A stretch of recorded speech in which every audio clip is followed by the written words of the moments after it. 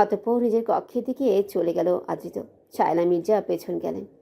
আদ্রিত কক্ষে ঢুকেই দরজা লাগিয়ে দিল। শায়লা মির্জা বাহির থেকে ডেকেই যাচ্ছেন ওকে।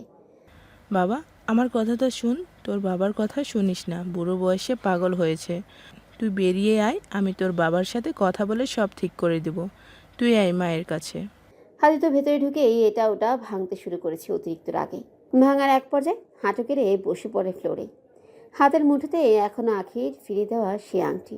আংটিটার গায়ে চুমু দিয়ে এবার অনেক শব্দ করে কেঁদে উঠল। কেন আল্লাহ ওকে আমার কপালে রাখলেন না? তাই বুঝি কখনো কাউকে অবহেলা করতে নেই? কখনো না বুঝে অবহেলা করেছি ওকে। আজ বুঝতে পারছি তখন আমার অবহেলায় ওর কতটা খারাপ লাগতো। আমি ওর অবহেলা আর নিতে পারছি না। আমি বাঁচবো না ওকে ছাড়া। ও যখন ভাগ্যে ছিলই না, তবে কেন আনলেন ওকে আমার জীবনে? কেন? ওকে কি ভিক্ষা হিসেবেও আমাকে দেয়া যায় না? এত সময় শায়লা মির্জা কক্ষের ভেতরে ভাঙাচোরার শব্দের সহিত হাদিদের কান্নার শব্দ অনেকাংশেই শুনতে পারছিলেন বাহির থেকে। কিন্তু এখন কিছুই শুনতে পারছে না। কক্ষটা কেমন জানি নিস্তব্ধ হয়ে গেছে।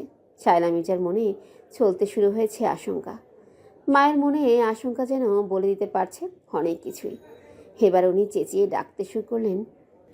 অদ্রিত বাবা, কি হয়েছে? চুপ করে গেলে কেন? দরজা খোল। কে কোথায় আছো? জলদি আসো।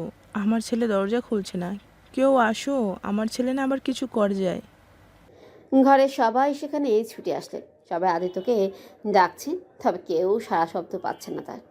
সবাইতে ঘাবড়ে যায়। বাকিরা দরজা ভাঙার চেষ্টা করলেও সিয়াম ঘরের বাইরের দিকটায় বেরিয়ে আদিত্যে কক্ষে নিচে যায়। অতঃপর আদিত্যের বারান্দা দিয়ে ঢুকে বারান্দা দরজা খোলা থাকায় সহজেই কক্ষে প্রবেশ করে যায়। আদিত্য বিছানায় চিত হয়ে শুয়ে আছে। চোখ দুটো লাল বর্ণ ধারণ করে গেছে। ঘন ঘন নিঃশ্বাস নিচ্ছে আর বারবার বিছানার চাদর খামচে ধরছে। সিয়াম লক্ষ্য করলো নিচে একটা খালি প্যাকেট পড়ে আছে। সিয়াম ছুটে গেল হাদিদের কাছে। হাঁকি নিজেকে শান্ত করে নিয়েছে। জাহানারা মা আর শুভ্রতা আদিলকে নিয়ে ড্রয়িং রুমে বসেছে গুরুত্বপূর্ণ কিছু আলাপ করবে বলে। ভাইয়া, আপনি বিজনেসটা চালিয়ে যান, সব কিছু আমি দেখব। যা লাগে বলবেন আমায়। মা, আপু, তোমাদের যা লাগে আবার কর্মচারীদের দিয়ে আনিয়ে নিও। আমি ওদের সব কিছু বুঝিয়ে বলেছি, তোমাদের এখানে কোনো সমস্যা হবে না। কেন আঁখি, কোথায় যাচ্ছ তুমি? আমি দেশ ছেড়ে চলে যাব ভাইয়া। দুদিন আর আছি মাত্র। কিছু প্রয়োজনীয় কাজে দুদিন দেরি করা। কেন রে বোন, আমাদের ছেড়ে চলে যাবি? তোমাদের ছেড়ে যাওয়ার তো কোনো ইচ্ছে নেই ভাইয়া, কিন্তু যেতে হবে। চিন্তা করো না, প্রতিনিয়ত তোমাদের খোঁজ নিব। মা, অভিমানটা বুঝি আমাদের উপর, তাই চলে যাচ্ছিস? 3 বছর পর মায়ের গলার স্বর চিনতে মোটেও ভুল হয়নি আখির। পেছন মোড়ে স্বয়ং মাকে দেখতে পেয়ে নিজেকে আটকে রাখতে পারল না। ছুটে গিয়ে মাকে জড়িয়ে ধরল। আম্মাম, তুমি এসছো? ক্ষমা করে দিয়েছো আমায়, আর মুখ ফিরিয়ে নিবে না তো? কেন? তোর কি মনে হয় আমি এতই পাষাণ? তোর বাবাকে যথেষ্ট সম্মান করি, তাই ওনার সম্মানের উপর দিয়ে তোকে বুকে টেনে নিতে পারিনি। কিন্তু আজ আর নিজেকে আটকাতে পারলাম না। আমি তো জানতামই না তুই আমাদের হাসপাতালে জয়েন করেছিস, কিন্তু আজ যখন জানতে পারলাম ওই বাপ বেটার কারণে আমার মেয়ে এত কষ্ট পেয়েছে, তখন আর নিজেকে আটকাতে পারিনি, ছুটে চলে এসেছি। বাবা আর ভাইয়া আসেনি? পেছন থেকে আখির দাদু হামিন খান বলে উঠলেন। আখি তাকিয়ে দেখলো মাইশা ব্যতীত পুরো খান বাড়িরই সেখানে উপস্থিত। আখিকে অবাক করে দিয়ে তার বাবা বললেন, ভুল তো সন্তানেরা করতেই পারে, কিন্তু তার মানে এই নয় বাবা মা তাদের সন্তানকে খারাপ সময়ে একা ছেড়ে দেয়। আমায় ক্ষমা করে দিস মা। দমের নিচে মেয়ের ভালোবাসা দমাতে গিয়েছিলাম, তবে ভুলে গিয়েছিলাম দিন শেষে এই বাবা তার মেয়ের কাছে পরাজিত। আসবি না বাবার বুকে? বুকটা যে আজ 3 বছর ধরে হাহাকার করছে। আখি ছুটে চলে গেল তার বাবার বুকে। আমাকে ক্ষমা করে দাও বাবা। আমি আর কখনো তোমাদের অবাধ্য হয়ে যাব না। তোমরা যা বলবে আমি তাই করব। আমাকে ক্ষমা করে দাও। এবার আশরাফ খান আখির চোখের জল মুছে দিয়ে বললেন, আমি কিন্তু আমার মেয়েকে দুর্বল হয়ে পরে কান্না করার শিক্ষা দেয়নি, আর যেন কাঁদতে না দেখি। তো শুধু মা বাবাদের কাছ থেকে ক্ষমা চাওয়া হবে নাকি? আমরাও তো বড় ভাই হই, আমাদের কাছেও ক্ষমা চাও, তাও পা ধরে। তোর কাছে ক্ষমা চাইতে আমার বইয়েই গেছে। তবে দাঁড়া, তোকে এখনই দেখাচ্ছি। মাম্মাম দেখো না, তোমার পাগল মহিষটা খেপে গেছে। আখির কথা শুনেই সবাই হেসে দিল। এমন খুনসুটি আখি আহেলের চেয়ে লেগেই থাকতো। এবার হাসি মুখে এগিয়ে গিয়ে আখি আহেলকে জড়িয়ে ধরল। ক্ষমা করে দিস ভাইয়া আমায়। পাগলি একটা, আমি কি কখনো তোর উপর রাগ করে বেশি দিন থাকতে পেরেছি? ক্ষমা করে দিস, তোকে অনেক কষ্ট দিয়েছি। তখনই আশরাফ খানের ফোন বেজে উঠল। হ্যাঁ সামিরা, বলো। স্যার, ডাক্তার আদ্রিত বিষ পান করেছেন। ওনাকে ওনার পরিবার আমাদের হাসপাতালে নিয়ে এসেছেন। আমরা এমার্জেন্সিতে ওনাকে ঢুকিয়েছি, ডাক্তাররা ওনাকে দেখছেন। ওকে, আমি আসছি। কি হয়েছে বাবা? আদ্রিত সুইসাইড করার চেষ্টা করেছে, ওকে ইমার্জেন্সিতে ঢোকানো হয়েছে। কি? আর কিছুই না বলে আখি বাইরের দিকে ছুটতে শুরু করলো। হতভম্ব হয়ে দাঁড়িয়ে আছেন হারিয়ান মির্জা, চোখে পানি বয়ে চলেছে। আদিত্যকে গাড়িতে করে নিয়ে আসার সময় আদিত্যের জ্ঞান ছিল। সিয়াম গাড়ি ড্রাইভ করছিল, আর আদিত্যকে শায়লা মির্জা আর উনি ওনাদের মধ্যখানে বসিয়ে নিয়ে এসেছিলেন। যখন কেঁদে কেঁদে আরিয়ান মির্জা বলছিলেন, তুই কেন এমনটা করলি আদ্রিত? আমি তো এমন কিছু চাইনি। আমার সন্তানই না থাকলে আমি সম্মান দিয়ে কী করবো? তখন অনেক কষ্ট করে জবাব দিয়েছিল আদিত্য। বাবা, আমি তোমাকে ছাড়তে পারবো না, কিন্তু আখিকেও ছেড়ে দেওয়ার সাধ্য আমার নেই। প্লিজ আমার বাঁচিও না বাবা, কারণ আর বেঁচে থাকলে আমি আখির পিছু ছাড়বো না কখনো। কথাটা বলার পর জ্ঞান হারিয়ে গিয়েছিল আদিত্যের। এবার বুঝতে পারলেন আরিয়ান মির্জা। সম্মানের দোহাই দিয়ে তিনি নিজের ছেলের প্রাণ চাইছিলেন তার কাছ থেকে। ছেলের এই অবস্থার জন্য নিজেই দায়ী। কিভাবে মেনে নিবে বাবা? শায়লা মির্জা চিৎকার করে কাঁদছেন। আমার ছেলেকে কেউ বাঁচিয়ে দাও, আমার ছেলে কিছু হলে আমি মরে যাব। আমি তোমাকে ছাড়বো না আরিয়ান, আমি তোমাকে ছাড়বো না। তুমি আমার ছেলেকে ফিরিয়ে দাও, নইলে আমি তোমাকে আসতে কথাটা বলে এসেই আরিয়ান মির্জার কলার চেপে ধরলে সিয়াম আর ঈশিতা ওনাকে ছাড়িয়ে নেয়, কিন্তু সেই ক্ষণেই উনি জ্ঞান হারান। আখি ছুটে আসে হাসপাতালে, তার পরিবারও চলে আসে সেখানে। আখির চোখে মুখে জলের ছাপ, সাথে দুশ্চিন্তারও আভাস। পেরেশান হয়ে এসেই এমার্জেন্সিতে ঢুকে পড়ল। কিছুক্ষণের মধ্যেই আখি বেরিয়ে এলো অন্য দুজন ডাক্তার সহিত। আরিয়ান মির্জা এগিয়ে গিয়ে জিজ্ঞেস করলেন, আদ্রিত কেমন আছে মা? উনি আউট অফ ডেঞ্জার। বিষ খুব স্ট্রং ছিল, তা বের করে দিতে পারলেও ওনার যথেষ্ট দুর্বলতা থাকবে বেশ কদিন। তাড়াতাড়ি নিয়ে আসায় ওনার প্রাণ বেঁচে গেছে। কথাটা বলেই চোখের উপচে পড়া জল মুছে নিল আখি। হারান মির্জা এবার অনুতাপের স্বরে বললেন, আমায় ক্ষমা করে দাও আখি, আমি সম্মানের ভয়ে এতটা অধমের পরিণতি হয়েছিল।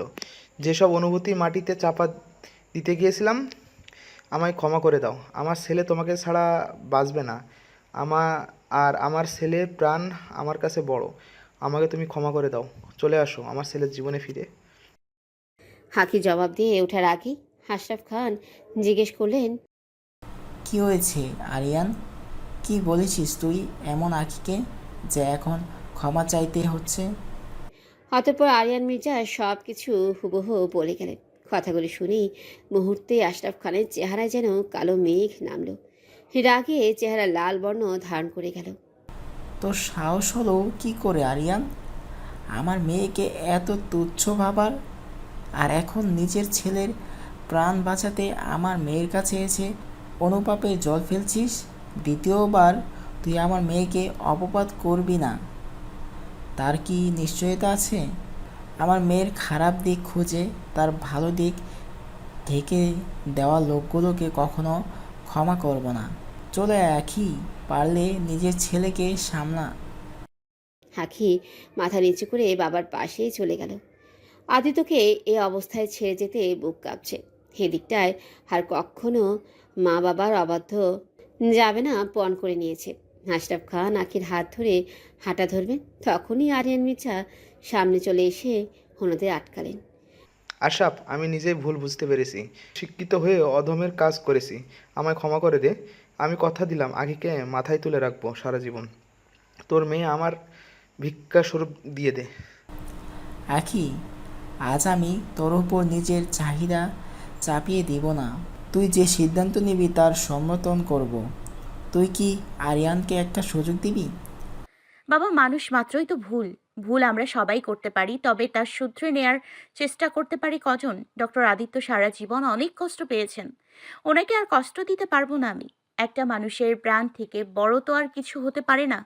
ওনার কিছু হয়ে গেলে নিজেকে কখনোই ক্ষমা করতে পারবো না, কখনো স্বাভাবিক জীবনযাপন করতে পারবো না অনুশোচনায়। কিন্তু তুমি যদি না চাও বাবা, তবে আমি তোমার অবাধ্য হব না। পাগলি মেয়ে আমার, এত বোঝাদার হয়েছে জানতাম না। তা আরিয়ান, বিয়ের ডেট ফিক্সড করবি না এখন কিছু ইমোশনাল ড্রামা করবি? আশরাফ খানের কথায় আরিয়ান মির্জা হালতো হেসে আখির মাথায় হাত বুলিয়ে দিলেন। আখি লজ্জাময় হাসিতে স্থান ত্যাগ করল। পরদিন সকালে হৃদিকার অর্ধেক চুল পড়ে গেছে, চোখের তলটা অস্বাভাবিকভাবে কালো হয়েছে, আরও 3টে দাঁত উঠে গেছে আজ সকালেই। শরীরের চামড়া যা তা অবস্থা। হায়নায় নিজেকে দেখে নিজেই আটকে উঠল। ভয় হচ্ছে নিজেকে দেখতেই। অন্যরা কেমনে দেখবে তাকে? হাদিস তো চোখ তুলেও তাকায় না এখন। রাতে তাকে ধাক্কা দিয়ে ফেলে তিক্ত কথা শুনিয়ে যে চলে গিয়েছিল কোথাও, এখনও ফেরেনি।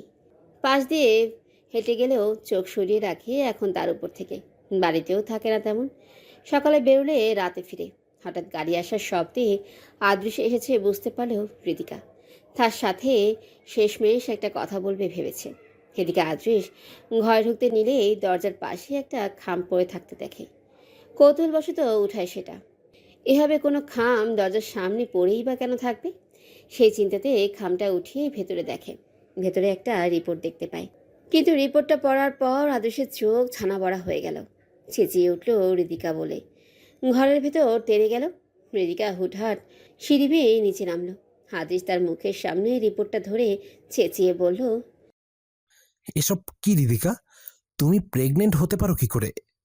হোয়াট? আমি প্রেগনেন্ট? আমি প্রেগনেন্ট নই আদ্রিস। এমন কোনো সিনড্রোম এখনও আমি পাইনি। এ ভুয়া রিপোর্ট কে দিয়েছে তোমায়? যে জায়গাতে আমি এখনও কোনো টেস্ট করাইনি। আর যদি প্রেগনেন্ট হই তবুও কি সমস্যা? তুমি তো বাচ্চার দোহাই দিয়েই বিয়ে করলে আমায়। কথাটা কানে যেতে আদৃশ হৃদিকার গাল বরাবর জোরালো একটা থাপ্পড় বসিয়ে দিল। অতঃপর গর্জে বলল, যে জায়গাতে আমি কখনো বাবা হতে পারবো না সেখানে তুই মা কেমন করে হবি? বল, এই বাচ্চা তোর কোন নাগরের? বল কার বাচ্চা এটা? নইলে নইলে তোকে আমি প্রাণে মেরে ফেলবো। হৃদিকার থুতনিতে সজোরে চেপে ধরে বলল আদৃশ। হৃদিকা কান্নার সহিত জবাব দিল, আমার বিরুদ্ধে ষড়যন্ত্র করা হচ্ছে আদ্রিস। আমি এসবের কিছুই জানি না। আমি শুধু তোমাকে ভালোবাসি। আর আমি প্রেগনেন্ট নই। চুপ কর, নষ্ট মেয়ে কথাকার। নষ্টামি করে এখন অবলা সাজার ঢং করছিস। ছি, তোর এমন অবস্থা কোন পুরুষ তাকায় তোর দিকে কে জানে। রাস্তার নোংরা মাথায় তুলতে নেই। মানুষ ঠিকই বলে, আমাকে পাগল কুকুরে কামড়েছিল যে তোর মতো নোংরাকে ঘরে তুলেছিলাম। তোর জন্য আমি আমার আখি, আমার পরিবারকে হারিয়েছি। কিন্তু কিন্তু আর না, তোকে এভাবে বার করবো না। ডিভোর্স পেপার নিয়ে এসে ঘাড় ধাক্কা দিয়ে ঘর থেকে বের করে দেবো তোকে। আদৃশ এবার হনহনিয়ে বেরিয়ে গেল ঘর থেকে। হৃদিকা অগ্নি দৃষ্টিতে আদৃশের যাওয়ার পানে তাকিয়ে থেকে বলল, তবে তোমারও সময় এসে গেছে আদ্রিস। অপেক্ষা করো শুধু। হৃদিকা তোমাকে তোমার ভাগেরটা তোমায় এবার ঠিকই দেবে। আদিত্য চোখ খুলে আখিকেই সামনে পেল। নার্সদের সাথে কি যেন কথা বলছে দাঁড়িয়ে। আদিত্যের উপর চোখ গেল আখি। চোখাচোখি হলো দুজনের। আদিত্য বেশ অভিমান নিয়ে চোখ ফিরিয়ে নিল। আখি মুচকি হাসলো এতে। নার্সদের হাতের ইশারায় চলে যেতে বলল। অতঃপর আদিত্যের পাশে বসে গলা খাকারি দিল। এই যে চোখ নাকওয়ালা ডক্টরের সাথে কিন্তু রাগ অভিমান মানায় না। কে বলেছে আপনাকে আমার চিকিৎসা করতে? চলে যান, আমাকে আমার হালে ছেড়ে দিন।